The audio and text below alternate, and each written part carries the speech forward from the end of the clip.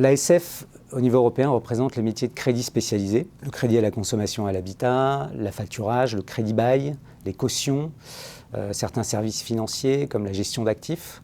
Et de plus en plus, ces activités, leur cadre juridique est établi à Bruxelles. Donc c'est à Bruxelles que l'ASF agit en priorité. Et par ailleurs, certains adhérents de l'ASF sont des champions européens, des leaders européens sur leur métier.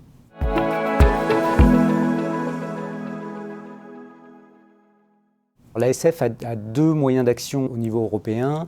D'abord un bureau de représentation en propre à Bruxelles et elle s'appuie de plus en plus sur des partenaires européens que sont les associations européennes qui représentent ces métiers. Par exemple, l'ASF est au comité exécutif d'Eurofinas, qui est l'association du crédit à la consommation, l'association européenne. L'ASF est également au comité exécutif de l'EasyEurope, qui est l'association européenne du leasing, et l'ASF préside EU Federation, qui est l'association européenne de l'affacturage.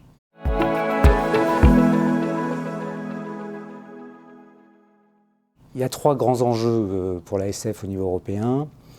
Le premier enjeu, c'est une réglementation financière qui soit ajustée, qui soit proportionnée aux spécificités des activités de ses adhérents. Le législateur européen n'a pas toujours conscience des spécificités des activités de crédit spécialisées.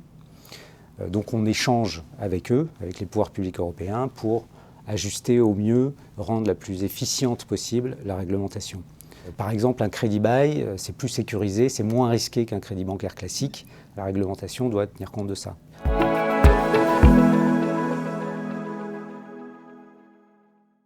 On a un deuxième enjeu qui est l'égalité de concurrence. Aujourd'hui, les activités de crédit bail, d'affacturage, de crédit à la consommation ne sont pas réglementées de la même manière, ne sont pas encadrées au même niveau dans tous les pays européens. On a un troisième enjeu qui concerne le client final.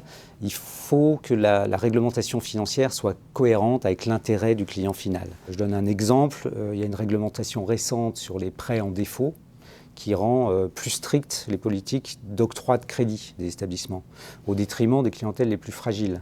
Donc là, on a alerté, on a levé la main pour dire attention, il y a ce risque. La règle a été un peu assouplie. En matière de gestion d'actifs, donc l'épargne des particuliers, la réglementation financière actuelle affaiblit l'offre, en fait. Elle la rend plus opaque, plus complexe. Donc nous, on souhaite que la réglementation soit vraiment au bénéfice du consommateur final.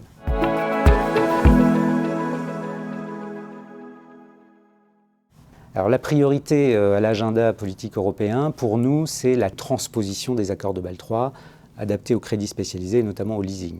Nous suivons aussi très activement la révision des directives sur le crédit à la consommation et la directive sur la vente de services financiers à distance, la vente de services financiers en ligne. On souhaite que cette directive soit actualisée et se mette en phase avec les pratiques actuelles de digitalisation du financement. Il y a un dernier sujet qui nous intéresse particulièrement, c'est la finance verte, dans laquelle les adhérents de l'ASF sont très impliqués. On souhaite un dispositif réglementaire clair et précis qui permette un financement efficace.